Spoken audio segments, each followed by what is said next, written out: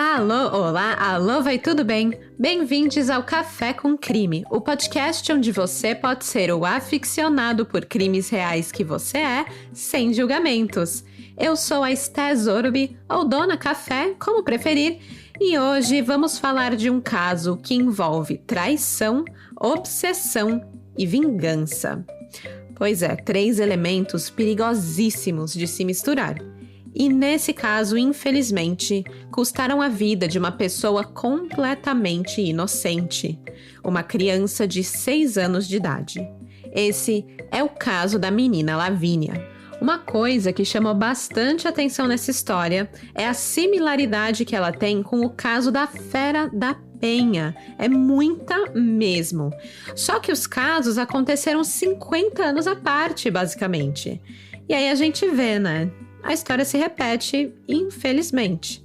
Quem não conhece a história da Fera da Penha, fica a dica para ir escutar o episódio 23 do Café com Crime, que eu contei tudo sobre ele lá para vocês. Bom, quem indicou esse caso aqui da menina Lavínia foi a Daniela Araújo. É uma apoiadora de longa data do Café com Crime que usou o seu benefício do Fura-Fila para passar na frente das sugestões de caso e recomendar a história da menina Lavínia. Eu perguntei para Dani por que ela queria escutar essa história aqui no podcast e a resposta dela foi uma chuva de informações históricas. A Dani é assim, gente, é um livro de história ambulante e eu amo muito. Olha só o que ela contou, abre aspas.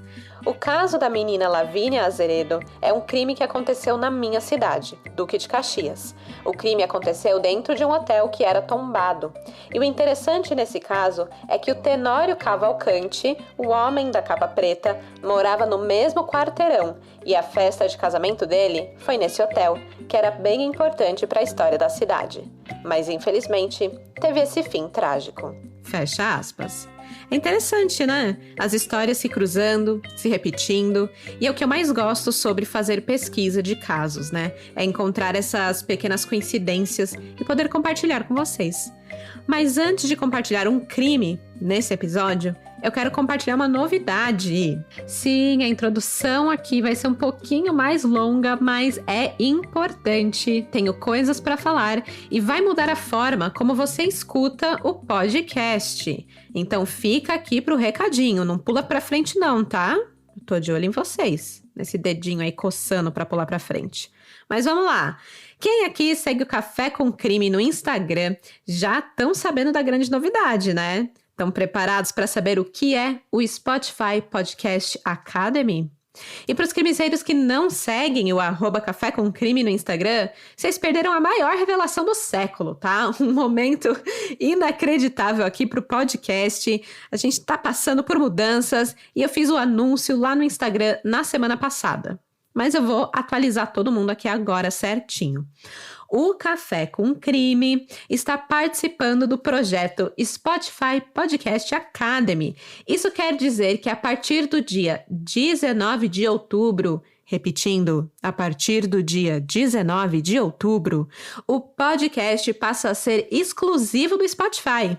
Vocês têm noção disso, cara? Café com Crime é um exclusivo do Spotify. É muito chique, gente!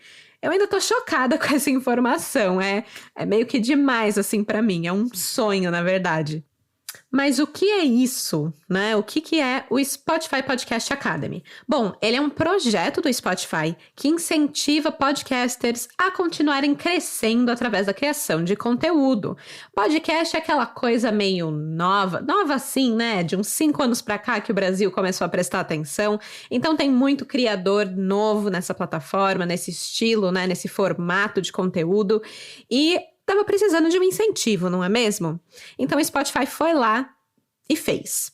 Nesse projeto, eles basicamente colocam uma pessoa para me guiar nesse universo do podcast e entender a melhor forma de entregar um conteúdo para vocês. Então tem muita coisa nova que eu vou aprender, muita coisa que eu vou poder aplicar aqui no podcast. E aí, né, aquela coisa de sempre fazer melhor, de ficar cada vez melhor. É isso que eu busco aqui no Café com Crime, e quem tá aqui desde que isso aqui era mato, sabe o quanto o episódio foi evoluindo com o tempo. E é isso que eu quero, gente, sempre evolução. E o Spotify tá aqui do meu lado agora, Não literalmente, né? Eu tô sozinha no meu quarto gravando. Mas o Spotify estará do meu lado nessa jornada para fazer o podcast sempre ter mais qualidade. Começando também por equipamento, né? Eles forneceram um microfone lindo, maravilhoso, que eu já mostrei para vocês lá no Instagram. Ele deixa o áudio desse jeitinho, ó. Ó, tá vendo? Cremosinho pro ouvidinho de vocês. Então é isso, eu tô super empolgada de fazer parte desse projeto e acho que vocês vão curtir o que vem por aí, né? Novos planos, novos conteúdos, novas experiências. Vai ser muito bom, gente. Agora para a parte prática, o que muda para vocês? Não muita coisa se você já escuta pelo Spotify. O podcast ele continua sendo quinzenal, continua no mesmo formato que vocês já conhecem, nada muda. Agora, para quem escuta em outras plataformas, tipo Amazon, Deezer, Google, Orelo, Apple, Parari Pororó, vocês vão precisar baixar o Spotify e escutar por lá. E eu quero frisar uma coisa importantíssima: baixar e usar o Spotify é gratuito, você não paga nada, não precisa assinar, não precisa. Eles têm o modo gratuito e você pode continuar escutando o podcast de forma gratuita e é tudo gratuito. Eu já falei grátis? Pois é, grátis, gente, for free. É só baixar e continuar acompanhando o Café com Crime, agora só no seu Spotify. Para os apoiadores, o que muda?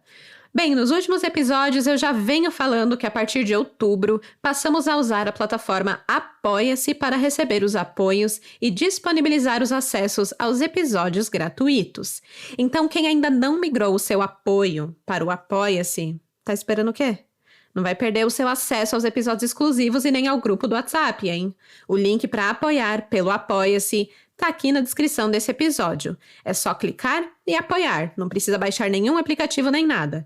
Para acessar os episódios exclusivos, é só entrar no Apoia-se lá no mural do Café com Crime e lá vai ter um link que vai te levar para esses episódios, um link privativo, um link muito exclusivo só para os apoiadores. Só eles podem ver o que serão esses episódios exclusivos.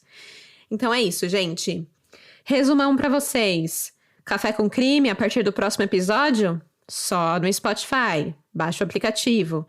Apoiadores, mudem para o Apoia-se. Já mandei e-mail para vocês, já enchi o saco lá no grupo do WhatsApp. Muda para o Apoia-se para poder acessar os episódios exclusivos.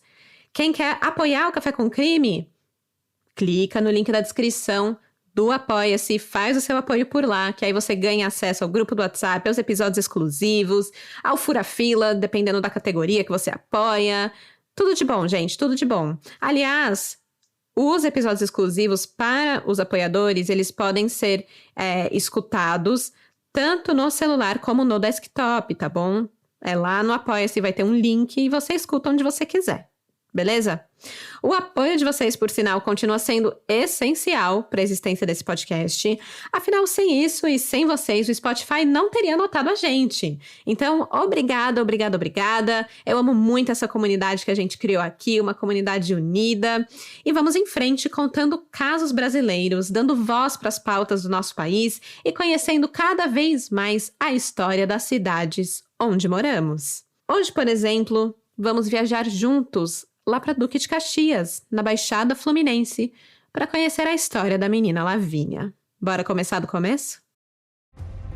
Get ready for Netflix's gripping new medical drama, Pulse. Set in a cutting-edge Miami trauma center, third-year resident Dr. Danny Sims is unexpectedly thrust into a promotion when beloved chief resident Dr. Xander Phillips gets suspended. Then, with the emotional and physical stakes at their highest, a storm will push the hospital and its residents to their limits. Witness how life can change in a heartbeat when you're operating under pressure. Watch Pulse April 3rd, only on Netflix. I can say to my new Samsung Galaxy S25 Ultra, hey, find a keto-friendly restaurant nearby and text it to Beth and Steve. And it does, without me lifting a finger. So I can get in more squats anywhere I can. 1, 2, 3. Will that be cash or credit? Credit. 4.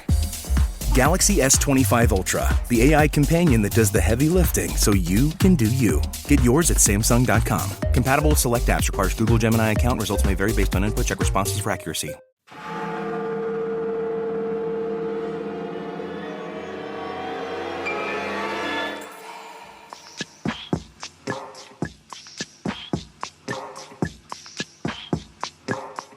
Tudo começou numa casa simples de alvenaria de 3 andares que a família Azeredo de Oliveira dividia. Em um dos andares morava o casal Andréia Azeredo, de 23 anos, e Rony dos Santos Oliveira, de 30 anos, e a sua filha única, Lavínia Azeredo, de 6 anos. Nos outros 2 andares ficavam outros familiares, como os tios, pais e irmãos do casal. Um total de 10 pessoas ocupando aquele terreno na rua Nossa Senhora das Graças, na comunidade São Bento, em Duque de Caxias. A cidade fica a apenas 25 quilômetros da capital do Rio de Janeiro e abriga atualmente quase 1 milhão de habitantes. A família vivia uma vida simples, mas aconchegante. Andréia era dona de casa e Rony era professor de educação física numa escola infantil chamada CESO, o Centro Educacional Sandra de Oliveira. Era lá que Lavínia também estudava, desde os 3 aninhos de idade, na mesma escola em que o seu pai dava aula. Segundo as professoras de Lavínia, ela sentava bem na frente da sala, na segunda carteira, e adorava a escola. Era super participativa e inteligente.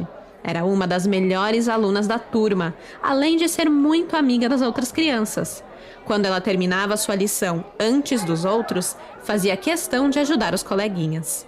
A pedagoga Mônica Martins Campos a descreveu como um exemplo de aluna, muito especial, inteligente, carinhosa, um doce de menina, responsável com o material até. Talvez por todas essas características, em 2010, Lavínia se formou no 1º ano do ensino fundamental e foi oradora da sua turma.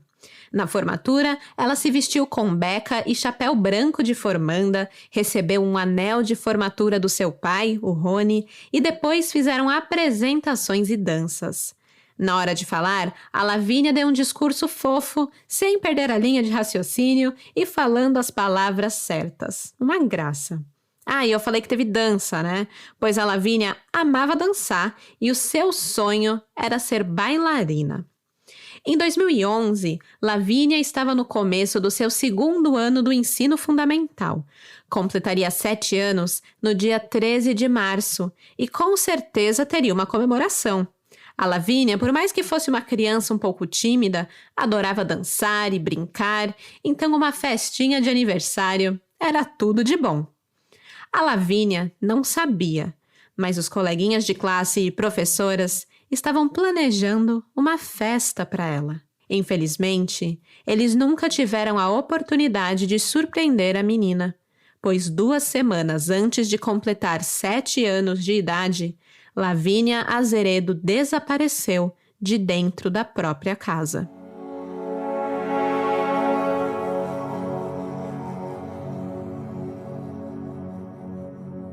Na madrugada de segunda-feira, dia 28 de fevereiro de 2011, Andréia Azeredo colocou Lavínia para dormir no seu quarto e esperou, impaciente, Rony voltar para casa. Já tinha mais do que passado do horário e nada do seu marido aparecer. Andréia tentou ligar diversas vezes, mas ele nunca atendeu. Em uma última tentativa, ligou de novo e, para sua surpresa, dessa vez não caiu na caixa postal. Mas quem atendeu também não era Rony, era outra mulher. Andréia logo desligou, mas aquela voz era familiar. Aquela mulher já havia ligado para sua casa algumas vezes. Apesar de Andréia não a conhecer pessoalmente, sabia que se tratava da amante de Rony, uma mulher chamada Luciene Reis, de 24 anos. O caso extraconjugal do marido durava há pouco mais de 1 ano, mas Rony já tinha decidido que iria terminar com Luciene. Aliás, naquela noite, foi se encontrar com ela exatamente para isso, para pôr um fim na relação com a amante. Como Rony demorou para chegar, Andréia foi se deitar.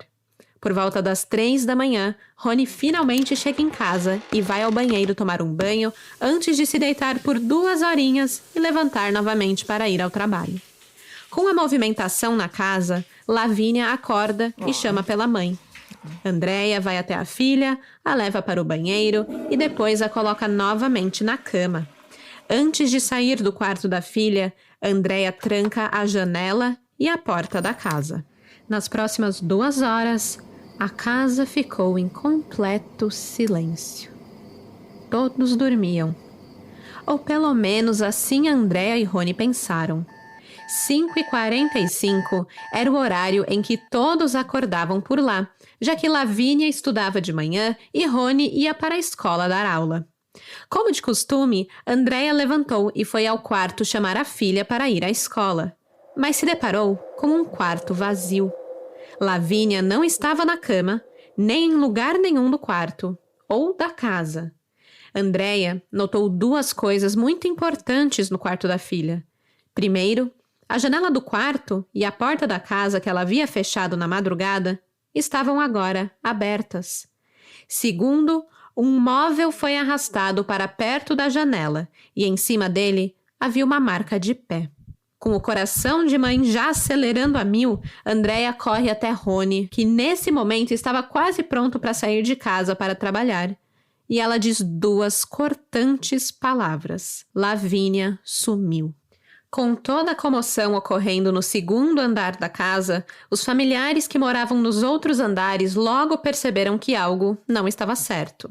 Andréa e Rony desceram para procurar a menina no quintal ou em outros cômodos, mas nada encontraram, a não ser marcas de pés nas paredes do lado de fora da casa.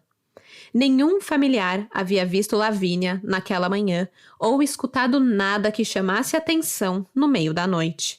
Em um terreno com uma grande casa compartilhada entre 10 pessoas, ninguém viu ou ouviu nada. Mas Rony não precisava de testemunhas.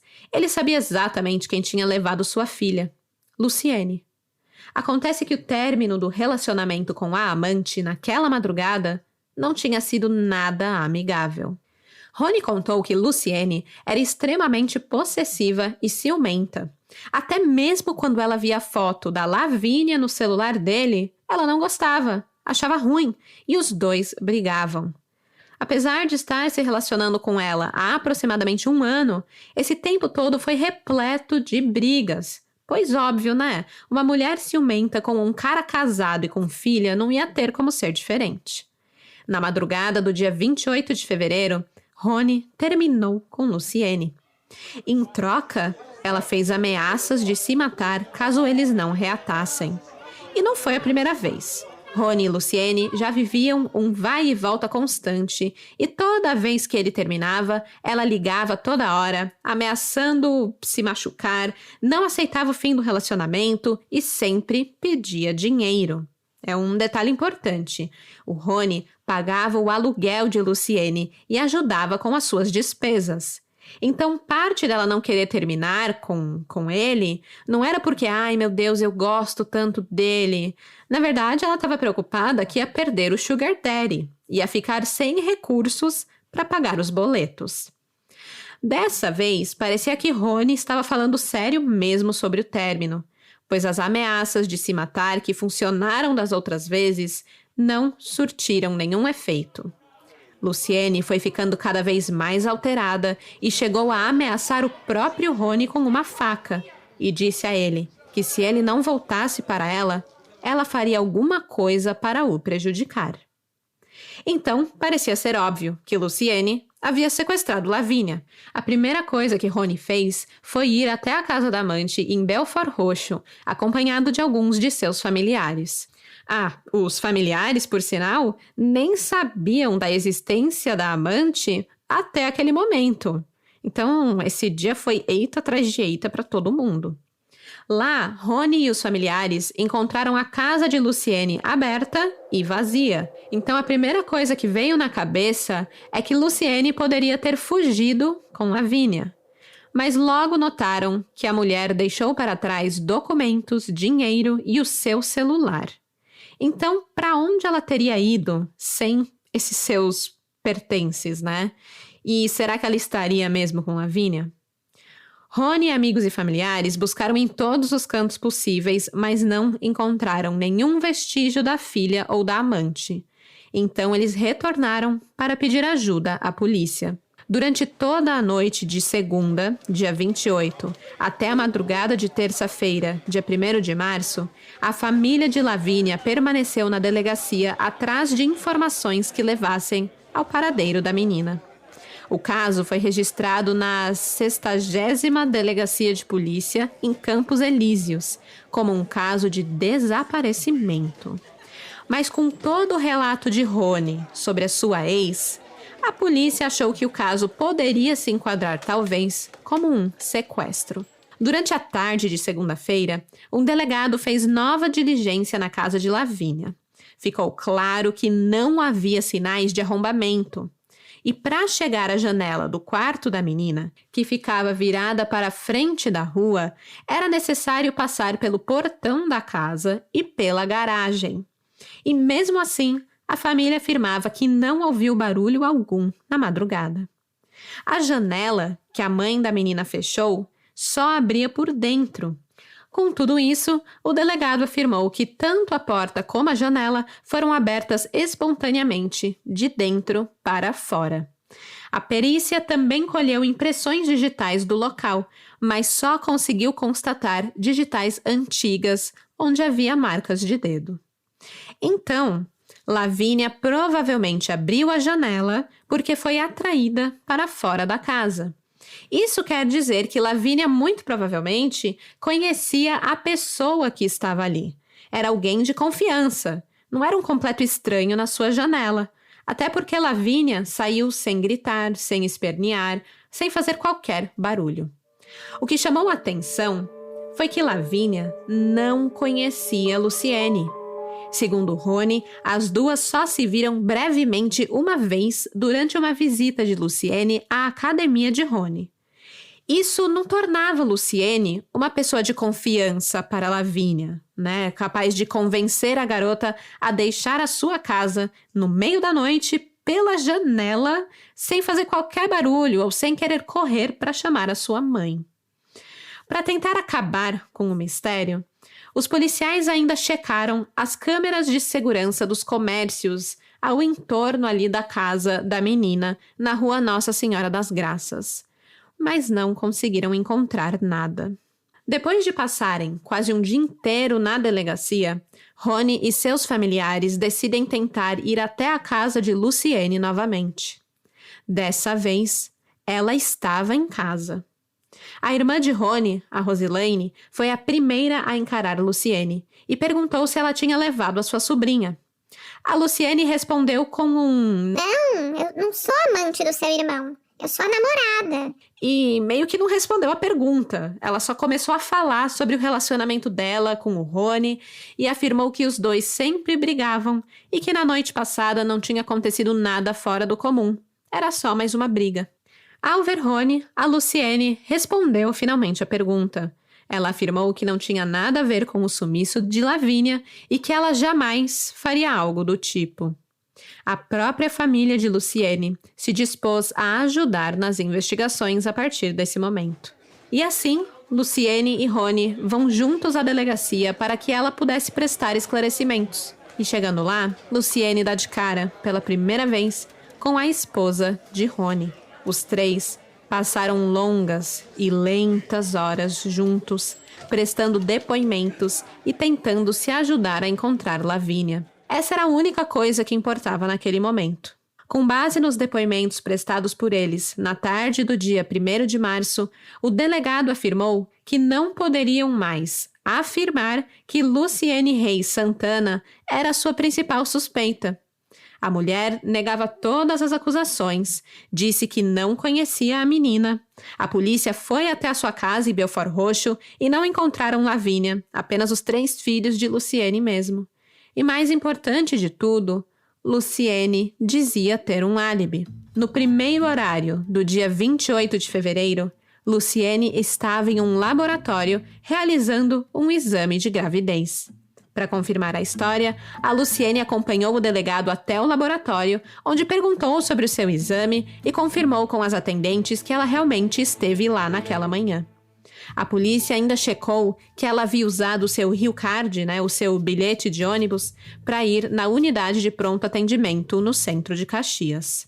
O álibi se confirmava. O caso se tornava ainda mais nebuloso. E a polícia fazia incursões por todos os cantos, em outros municípios da Baixada Fluminense, tentando encontrar qualquer pista que levasse ao lugar onde estaria a menina Lavínia Azeredo.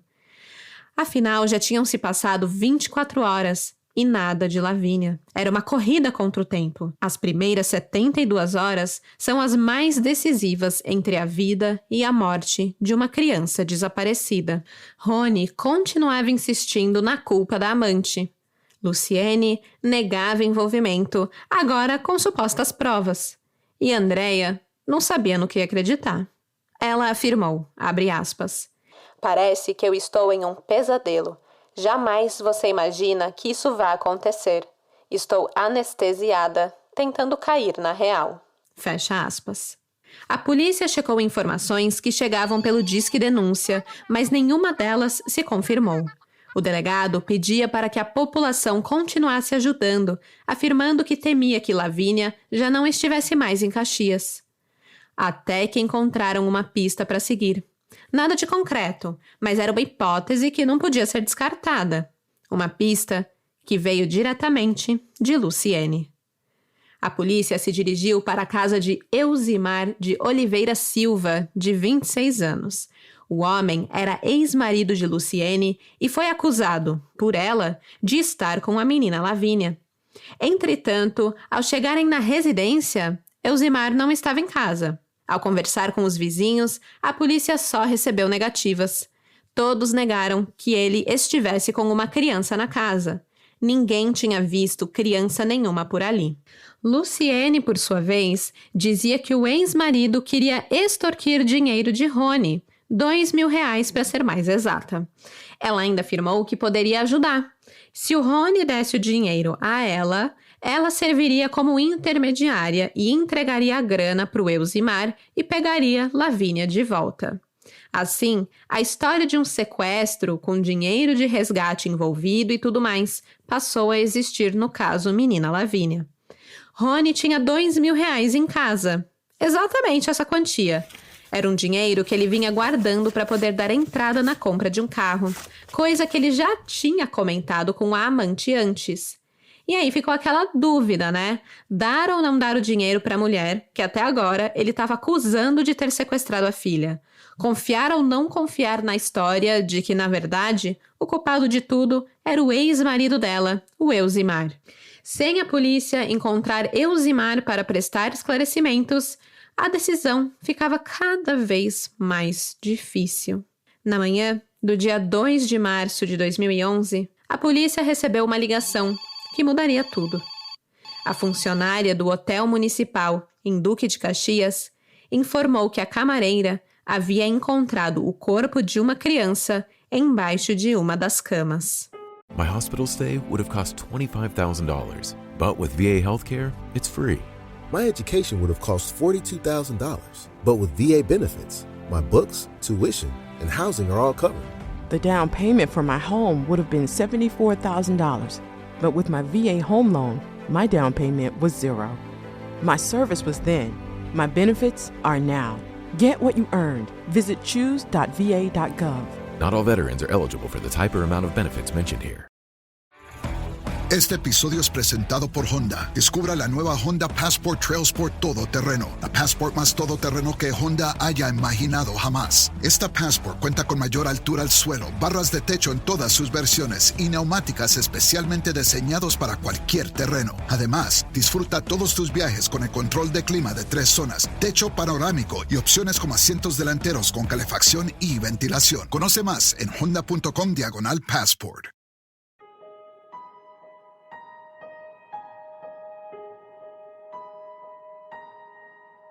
No centro de Duque de Caxias, no calçadão da Praça do Relógio, existiam 3 hotéis. Um dos mais luxuosos era o Hotel Municipal, que chegou a hospedar personalidades da política brasileira e foi sede provisória da prefeitura, onde foi assinada a emancipação da cidade. Era um local importante, um local histórico. Infelizmente, com o passar dos anos, o hotel perdeu o seu prestígio. De acordo com um comerciante, dono de uma loja nas imediações do hotel, em 2011, o hotel era mais conhecido por ser um estabelecimento que, abre aspas, funciona como um ponto de drogados e prostitutas, fecha aspas. O quarto de número 6 do Hotel Municipal estava desocupado desde o dia 28 de fevereiro de 2011, quando uma mulher, sozinha, o ocupou por menos de 1 hora e foi embora. Quase que foi embora sem pagar a conta, ela queria dar o calote. A recepcionista teve que sair do balcão e ir atrás dela avisar que ela não podia simplesmente sair assim sem pagar. A mulher disse que ligaria para o namorado, que estava num mercadinho ali perto, pois ela estava sem dinheiro e ele pagaria a conta. O tal do namorado nunca apareceu. Então a mulher ofereceu fazer alguma coisa no hotel para quitar a dívida. Tipo aquela coisa, não vou pagar a conta, vou lavar prato. Eu não sabia que realmente existia, mas existe. A funcionária pediu para ela limpar 2 quartos, o número 7 e o número 8. Assim ela podia ir embora. A mulher foi além do que foi pedido para ela. Meio que proativa, assim, incluiu o quarto 6 na sua limpeza, o quarto onde ela mesma havia se hospedado. Depois disso, ninguém mais entrou no quarto até o dia 2 de março, 2 dias depois. Um funcionário da manutenção elétrica foi até lá nessa data para consertar o ar-condicionado e sentiu um mau cheiro tremendo. Ele então chamou a camareira para limpar o cômodo e assim ele seguiria com o seu serviço, porque não tinha condições de trocar fio e tudo mais cercado por aquele fedor. A camareira logo identificou que o cheiro vinha da cama. Ela tentou olhar por baixo do móvel, mas o espaço entre o box e o chão era muito pequeno para ela poder enxergar. Ela então tem a ideia de tirar o colchão e ver se conseguia enxergar o que tinha embaixo por lá. Ao levantar o colchão, se depara com o corpo de uma criança, de bruços, enrolado numa toalha e com o cordão do tênis enrolado no pescoço. A polícia foi acionada imediatamente. Pela descrição da menina, o delegado Robson Costa, que ficou à frente das investigações, já suspeitava que se tratava de Lavínia. Quando chegou ao quarto do hotel, o cheiro forte do corpo o levou a acreditar que aquela criança, embaixo da cama, estava morta há 2 dias, dia 28 de fevereiro, dia em que Lavínia desapareceu. O tio da menina, Rogério dos Santos, o irmão do Rony, acompanhou a polícia no hotel e fez ali o reconhecimento do corpo. Era mesmo Lavínia Azeredo. Com a confirmação, mais viaturas foram enviadas para a cena do crime. Logo, curiosos que acompanhavam o caso se aglomeraram em frente ao hotel municipal, assim como a mídia. Alguns tentaram invadir e quebrar o portão do estabelecimento. A rua ficou completamente interditada pelos pedestres e virou um caos. No mesmo dia em que o corpo de Lavínia foi encontrado, a polícia verificou as imagens da câmera do ônibus em que Luciene havia utilizado o seu RioCard para ir até o laboratório realizar o teste de gravidez, o que ela disse que era o seu álibi. O ônibus era o da linha 15, que faz o trajeto Pantanal, Caxias, São Bento. Nas imagens, Luciene não está sozinha. De mãos dadas com ela, estava uma menina vestida de roupa rosa e tênis branco. As imagens mostram que às 5h50, Luciene desce do ônibus com a menina a 400 metros da favela do Lixão. A polícia considera a possibilidade de Luciene ter se assustado com a movimentação de pessoas ali no local e, com medo de ser vista com a menina, de ser descoberta, decidiu ir para outro lugar. Ela pegou outro ônibus às 6h25 com destino ao Hotel Municipal. Luciene e a menina entraram no hotel às 6h45 da manhã. Na filmagem, Luciene veste a mesma blusa listrada com que foi à delegacia prestar seu primeiro depoimento na presença de Rony e Andréia. Ela teve a cara de pau de usar, ao lado dos pais da garota, a mesma roupa que usou para sequestrar a sua filha. Quando a recepcionista do hotel viu a imagem de Luciene no ônibus com a garota, confirmou que se tratava da mesma mulher que tentou sair do quarto 6 sem pagar. Porém, Ela afirmou que não viu a menina com ela no check-in. Outras 2 funcionárias também confirmaram terem visto Luciene no hotel pouco antes das 7 da manhã de segunda-feira, mas garantiram que não viram Lavínia com ela. Como não? A questão é que o balcão da recepção era muito alto, daria facilmente para uma criança se esconder por detrás dele. As funcionárias afirmaram também que Luciene permaneceu no quarto 6 por menos de 20 minutos, tempo suficiente para pedir um maço de cigarros e um pacote de batatas fritas. Quando saiu do quarto, sozinha, ela estava nervosa e fumando muito. O segurança do hotel, João Batista Cruz, que interceptou a saída de Luciene do hotel a pedido da recepcionista, afirmou, abre aspas, ela alegou que não tinha dinheiro e que ia pedir a alguém pelo orelhão para levar os R$8. Depois, acabou concordando para pagar o gasto e limpar os quartos 7 e 8. Não sei como ela teve tanta frieza para fazer isso tudo, mesmo já tendo matado a menina. Fecha aspas. Enquanto a polícia investigava a cena do crime e colhia esses depoimentos, Luciene não fazia ideia de que o corpo de Lavínia havia sido encontrado. Por isso, seguia o seu plano de acusar Elzimar, o ex-marido, pelo sequestro. Luciene foi se encontrar com ele e afirmou que ele estava sendo acusado por Rony de ter sequestrado a sua filha. Luciene ainda aterrorizou Elzimar, dizendo que Rony estava armado com outros primos no acesso à comunidade onde Elzimar morava para pegá-lo. Quando Elzimar disse que não tinha nada a ver com isso e que iria na polícia denunciar, Luciene virou um bicho e o ameaçou, dizendo que não era para ele envolver a polícia. Elzimar não deu bola. Ele estava desconfiado com essa história toda e foi à delegacia prestar esclarecimentos. Lá, comprovou que no dia e horário do sequestro de Lavínia, ele estava trabalhando, um álibi que ficou comprovado e o descartou como suspeito. Mas a polícia decidiu que Elzimar ainda poderia ser útil nessa investigação e montou uma estratégia para que juntos pudessem pegar Luciene no flagra. Com a ajuda de Rony e Elzimar, a polícia montou uma armadilha.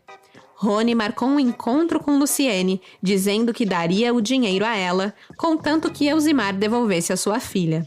Ela topou, o Elzimar topou junto com ela e o encontro aconteceu na tarde do dia 2 de março, uma quarta-feira, no Jardim Gramacho. Rony foi em um carro com os R$2.000 e o seu tio, um supervisor naval chamado Celso Oliveira de Assis, de 60 anos, o seguiu em outro carro, perto o suficiente para que pudessem escutar a troca dos dois. Ele conta, abre aspas, foi quando escutei a assassina dizer para o meu sobrinho, você me dá o dinheiro, eu entrego para o cara e pego a menina de volta. Aí não tive mais dúvida. Agarrei a mulher pelos cabelos, a imobilizei no chão e pedi a um primo que me acompanhava para chamar a polícia. Fecha aspas. Mesmo depois da prisão da amante, Rony ainda voltou para casa sem saber que a filha estava morta. Foi o padrinho, o tio da menina, o Rogério, que estava no IML de Caxias, quem deu a notícia sobre a sobrinha ao irmão, após ele mesmo fazer o reconhecimento do corpo no hotel municipal. Na ligação para o irmão, Rogério disse, abre aspas, olha só, fica calmo, tá? Estou aqui perto dela, mas a nossa menina não tem mais vida. Dá apoio para a Andréia. Fecha aspas. Nesse momento, Rony estava em casa, ao lado de Andréia, e sofreu uma crise nervosa, tendo que ser atendido por uma equipe do SAMU. Na delegacia, naquela mesma noite do dia 2 de março, Luciene continuava negando a autoria do crime. Apesar dos indícios, ela chorava e escondia o rosto, dizendo não fui eu, não fui eu. Quando a sua mãe foi trazida para acompanhar o seu interrogatório, Luciene desabou. E com a insistência da mãe para contar a verdade, ela confessou. A partir daquele momento, Luciene ganhou um apelido que a equiparava com a Fera da Penha. Ela se tornou a Fera da Baixada. Segundo a polícia, ela podia responder pelo crime de sequestro seguido de morte, com pena de 24 a 30 anos de prisão. Mas antes disso, a polícia ainda tinha diversas questões para esclarecer, Como Luciene tirou Lavínia de dentro de casa? Ela teve ajuda? Luciene dizia que sim, mas se recusava a nomear a pessoa. Com o boato de que Luciene teve um cúmplice, a própria família começou a ser acusada. Teria Rony ajudado a satisfazer um desejo da amante de eliminar a filha, que seria um obstáculo em seu relacionamento? Ou teria sido Andréia, que na fúria de ter sido traída, entregou o que Rony mais amava nas mãos de uma amante possessiva para obter vingança?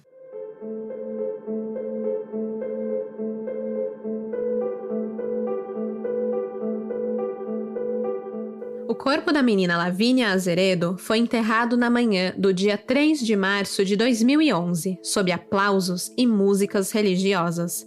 Cerca de 400 pessoas acompanharam o funeral no cemitério Corte 8, em Duque de Caxias.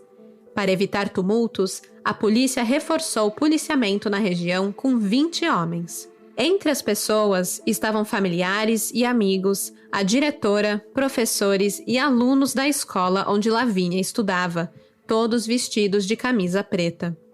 A pedagoga Mônica Martins Campos, que foi professora de Lavínia, contou, abre aspas, "Já tínhamos programado uma festinha para a volta dela. Ninguém esperava esse fim trágico. Achávamos que era um susto e ela ia aparecer viva." Fecha aspas. Rony chegou carregado ao velório da filha, sem forças para se manter em pé. Andréia se prostrou perante o pequeno caixão branco e ali ficou, se despedindo da filha pela última vez. Mesmo perante a cena comovente, de uma tristeza profunda, os burburinhos não paravam de circular. Entre os cochichos dos curiosos, o assunto era a traição. Alguns professores do Centro Educacional Sandra de Oliveira, onde Rony trabalhava e Lavínia estudava, estavam surpresos com o fato de ele ter uma amante. Ninguém imaginava. Afinal, Rony se mostrava um cara de família, um cara calmo, mostrava que estava bem com Andréia, um paizão para Lavínia. Ninguém imaginava que ele poderia ter um caso extraconjugal. Mas ali estavam, presenciando o desfecho mais bárbaro possível dessa história. Nem mesmo os pais de Rony sabiam sobre o caso. Sua mãe, Dona Marta, o descreve como um cara que não era de farra, que não bebia, não fumava, era uma pessoa tranquila. E ela ainda diz, abre aspas, "Ele vivia tão bem com a Andréia. Ficamos bobos quando soubemos que ele estava com essa mulher." Fecha aspas. Os fofoqueiros de plantão também tentavam desvendar entre si quem seria o tal ou a tal ajudante de Luciene no crime. Apesar da traição de Rony, a maioria concordava que isso não fazia dele um assassino. A dona da escola onde ele trabalhava, a Sandra de Oliveira, comentou que não acreditava no envolvimento dele no crime, abre aspas, "pelo pai que ele era." Fecha aspas. Ao fim do enterro, as pessoas gritaram em coro, justiça e depois, assassina. Alguns presentes levavam cartazes pedindo a pena de morte para Luciene e uma revisão do sistema judiciário brasileiro pedindo penas mais severas em casos de violência contra crianças. Rony, que já tinha chegado ao velório carregado, precisou novamente ser amparado ao final da cerimônia. Já Andréia foi levada diretamente para a delegacia, onde seria ouvida novamente. A polícia precisava esclarecer como a menina saiu de casa sem que ninguém da família percebesse. A polícia abriu um novo inquérito com o objetivo de explicar a forma como Luciene entrou na casa da família e se ela teve ajuda de alguém para esse acesso. O delegado Robson Costa questionava como que ela entrou sem fazer barulho, porque pela estrutura da casa, que era de difícil acesso, não era possível que ela tenha entrado na casa sem ser vista ou sem ter a ajuda de alguém. Ou Luciene teve ajuda de alguém, ou teve acesso prévio à casa e um contato mais duradouro com a menina. Esses eram os elementos que o delegado Robson Costa acreditavam ser essenciais para explicar como esse crime tinha acontecido. Além disso, a própria Luciene afirmava que uma pessoa a ajudou a entrar na casa da menina. O nome do cúmplice, porém, nunca foi revelado. E assim, né, também essa mulher falou que o ex-marido que tinha sequestrado, que não tinha sido ela, é cheia das mentiras, né? Então ficou aí meio desconfiável essa afirmação. Mas, no depoimento que Andréia deu, um novo nome surge como candidato. Seria um primo de Rony. Andréia disse que desconfiava que esse primo teria ajudado Luciene a retirar a menina de casa. Isso porque no dia que Lavínia desapareceu, esse primo de Rony dormia na casa dos pais dele, que ficava no segundo andar da casa, o mesmo andar onde Lavínia e seus pais também dormiam. O primo era uma das poucas pessoas da família que sabiam do caso de Rony com Luciene, e por conta disso tinha meio que virado amigo da amante do primo. Andréia também alegou que depois que a família se deu conta do sumiço de Lavínia, esse primo foi o único que não se prontificou em ajudar nas buscas pela menina. O nome do primo não é dito, mas a polícia conversou com ele, interrogou, pegou o depoimento e concluiu que ele não teve nada a ver com o caso. Assim como também descartaram o envolvimento de Andréia, de Rony ou até mesmo do ex-marido de Luciene, o Elzimar. Finalmente, no dia 10 de março, o delegado concluiu que Luciene Reis agiu sozinha no sequestro e assassinato de Lavínia. E o motivo é o seguinte: Rony afirmou para a polícia que já havia conversado várias vezes com Luciene, que foi sua amante por mais de um ano, sobre como era o interior da sua casa. Ela já tinha visto fotos da menina Lavínia, provavelmente fotos do interior da casa. Sabia quem mais morava lá, como eram as divisões da casa, dos cômodos. Então, ela conseguiria se virar lá dentro. Por fim, o delegado concluiu, abre aspas, está descartada a participação de qualquer outra pessoa no crime. A Luciene, sozinha, entrou na casa, pegou a criança e a matou. Por ser uma pessoa muito envolvente, ela conseguiu retirar Lavínia da casa. Não há agora a menor sombra de dúvida sobre isso. A família não tem nenhuma participação no caso. Fecha aspas. Segundo a confissão de Luciene, o que teria acontecido na madrugada do dia 28 de fevereiro foi o seguinte. Após retirar Lavínia de sua casa, sem causar nenhum distúrbio no ambiente, Luciene levou a menina para sua casa em Belford Roxo, onde a vestiu com a roupa de uma de suas filhas. Depois, pegaram o ônibus juntas, desceram perto da favela do Lixão e em seguida pegaram o ônibus para o centro de Duque de Caxias. Lá, Luciene entrou no hotel municipal, mantendo Lavínia bem colada a ela, a fim de evitar que a recepcionista visse a menina do outro lado do balcão. Atrás da recepção, havia uma placa avisando que era proibida a entrada de menores de idade no estabelecimento. Luciene leva Lavínia ao quarto número 6, sem que os funcionários do hotel percebam a presença da garota. Lá, ela pede batatas fritas e um maço de cigarro. Enquanto Lavínia come as batatinhas, Luciene fuma, tentando espantar o próprio nervosismo.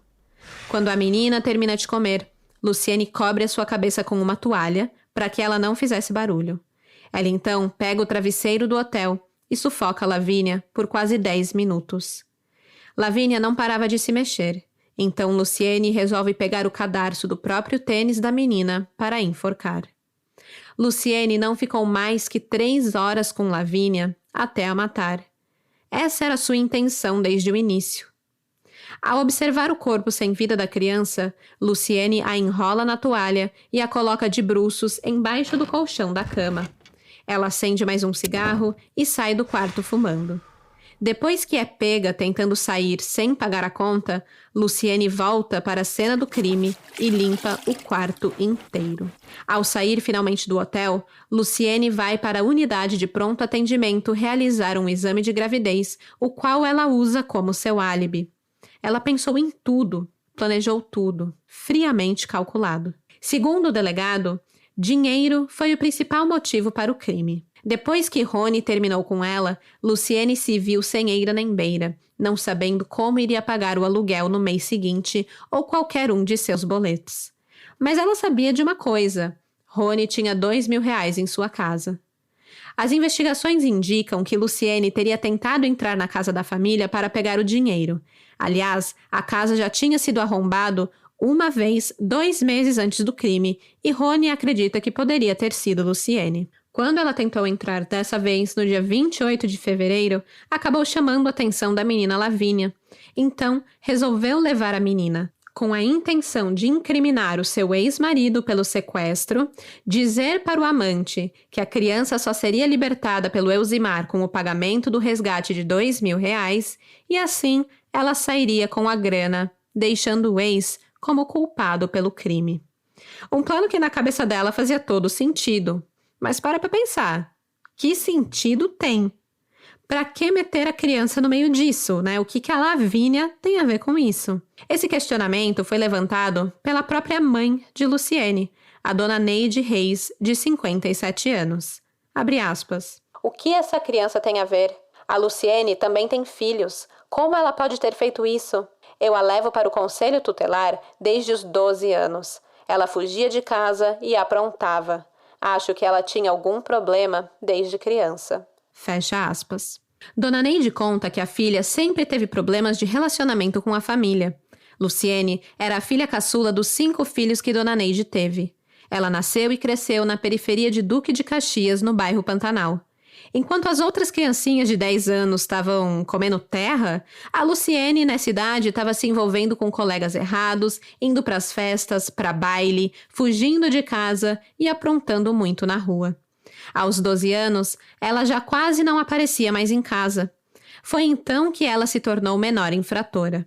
Sem dizer o que a filha teria feito, Dona Neide apenas comenta que Luciene tinha 2 personalidades. Uma de ser muito meiga e carinhosa, e a outra de ser bastante agressiva. Luciene teve 3 filhas que Dona Neide passou a criar com a ausência e o comportamento caótico da filha. Quando Luciene conheceu Rony, Neide até tinha esperanças de que as coisas se encaminhassem.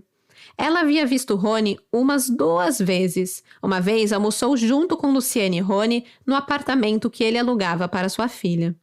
Ela achava Rony um homem bom, um homem que cuidaria da sua filha. Não sabia que ele era casado e acreditava que ele era separado de Andréia. Acreditava que Rony e Luciene eram namorados, tipo real oficial, e não amantes.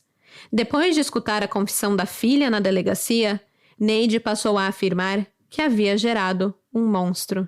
Emocionada, ela clamava, abre aspas, não é possível você passar fome, você trabalhar na casa de família, mostrar a realidade da vida, como a vida é honesta e hoje ter uma decepção dessas. Deixei de comer para dar para os meus filhos. Deus, onde eu errei. Fecha aspas. O Ministério Público do Rio de Janeiro pediu a prisão preventiva de Luciene Reis Santana por homicídio triplamente qualificado e por ocultação de cadáver desde que ela confessou o crime, na noite do dia 2 de março de 2011. Ela precisou passar a noite numa sala isolada na Polinter de Magé para evitar que fosse agredida por outras presas. A notícia da prisão de Luciene atraiu uma multidão à porta da delegacia, que gritavam sem parar, assassina, assassina, justiça, justiça. Em certo ponto da noite, as pessoas enfurecidas conseguiram passar o cordão de isolamento e os policiais tiveram que jogar spray de pimenta para conter a multidão. Na manhã seguinte, Luciene foi transferida para o complexo penitenciário de Jericinó, onde ficou aguardando o seu julgamento.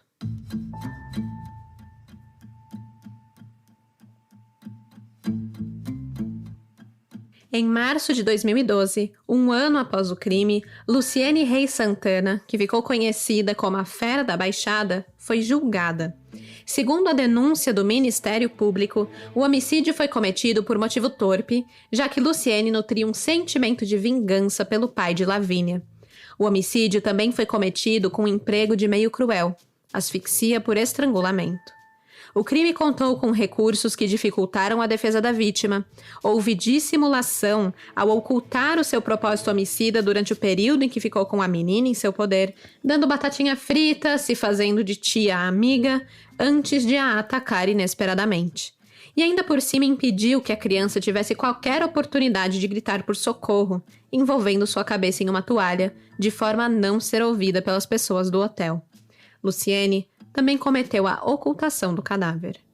Durante o julgamento, Rony chorou ao lembrar da filha e se alterou ao fim do seu depoimento quando foi questionado pela defesa sobre a sua relação com a Luciene. Ele precisou ser contido pelos seguranças e familiares enquanto gritava para Luciene: "Você é um monstro, você é um monstro."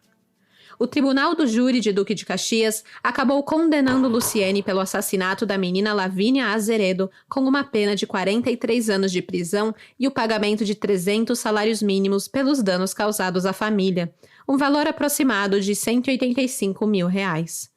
O advogado Lélio Correia, que defendeu Luciene, alegou que ela tem problemas psicológicos e matou Lavínia por sofrer de baixa resistência à frustração afetiva. E então ele entrou com um recurso. Entretanto, ele alegou que o recurso não tinha como intuito absolver a sua cliente, mas sim que Luciene pudesse receber um tratamento adequado. Basicamente, pedindo ali para ela ser considerada semi-imputável, ou seja, que ela não tinha total responsabilidade pelo crime que cometeu. Em 2013, o recurso foi negado por unanimidade, pois as evidências apontavam que Luciene agiu de forma bárbara e cruel, mostrando um intenso grau de culpabilidade, já que as suas ações foram friamente premeditadas contra uma criança de 6 anos. A pena, entretanto, foi revista e redefinida para 34 anos e 8 meses de reclusão, além de uma redução no valor da multa para 180 salários, ou R$122 mil. Algo que eu imagino que ficou como um valor simbólico, pois a Luciene não tem condições financeiras de pagar o valor, nem ela, nem a família. A grande dúvida que pairou sobre o caso, se Luciene teve ajuda para retirar Lavínia da casa ou não, restou como um ponto de interrogação para a promotoria, apesar da polícia ter afirmado que Luciene agiu sozinha. A promotora de justiça Simone Sibilio afirmou que tem provas suficientes para afirmar que a Luciene matou Lavínia, mas que não é possível garantir se ela teve ou não ajuda. Após a condenação de Luciene, o fechamento do caso e a justiça feita, o casal Andréa e Rony tentaram seguir em frente, juntos e muito unidos.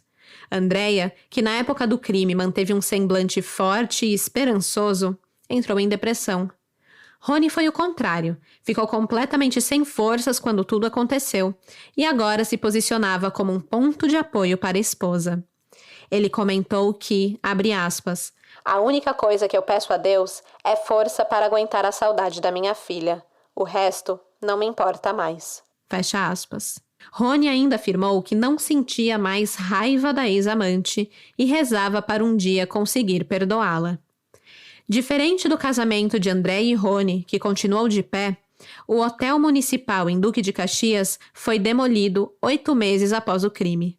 Hoje no local está uma Lojas Americanas, tendo como endereço a Avenida Governador Leonel Brizola ou antiga Avenida Presidente Kubitschek, número 1961. Como mencionei no início desse episódio, o caso da menina Lavínia, infelizmente, não é único. Em 1960, Neide Maria Maia Lopes matou a filha de seu amante, uma menina de 4 anos chamada Tânia Maria. Coincidentemente, Neide, a fera da Penha, nasceu no mesmo dia em que o corpo de Lavínia foi encontrado, dia 2 de março.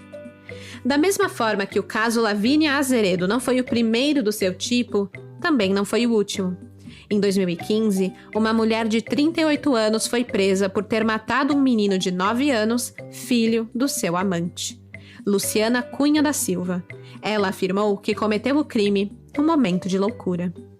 As feras estão soltas por aí. Mas vem cá, né? Eu odeio esse termo fera. Fera da Penha, fera da Baixada. A fera é um animal feroz, certo? É leoa, sabe? Denota um certo poder. E essas mulheres não são isso, muito pelo contrário. A gente fala muito de casos de homens que não aceitam os términos e aí vão lá e matam a ex, e a gente enche a boca pra chamar de lixo humano, né? Mas aí essas mulheres que não aceitaram o término e foram lá e mataram uma criança, chama de fera? Tá errado isso aí. Em vez de fera, deviam ser chamados de churume da humanidade. Gente, churume da Penha, churume da Baixada, churume, Quem inventou essa palavra, churume? Tá de parabéns, ela é muito boa de falar. Churume, churume, churume. Bom, tá aí, apelido atualizado com sucesso. Amanhã, quinta-feira, eu vou postar as fotos relacionadas a esse caso lá no Café com Crime, então se você ainda não segue o Instagram, vai lá amanhã para ver fotos da Lavínia, da família, da Luciene, da cena do crime e muito mais. E lembrem-se que o próximo episódio do Café com Crime, que cai no dia 19 de outubro, já vai ser um episódio exclusivo do Spotify. Então baixem o aplicativo, é de graça, não precisa assinar, não precisa pagar mensalidade, é só baixar gratuitamente. E assim continue acompanhando casos brasileiros aqui no Café com Crime.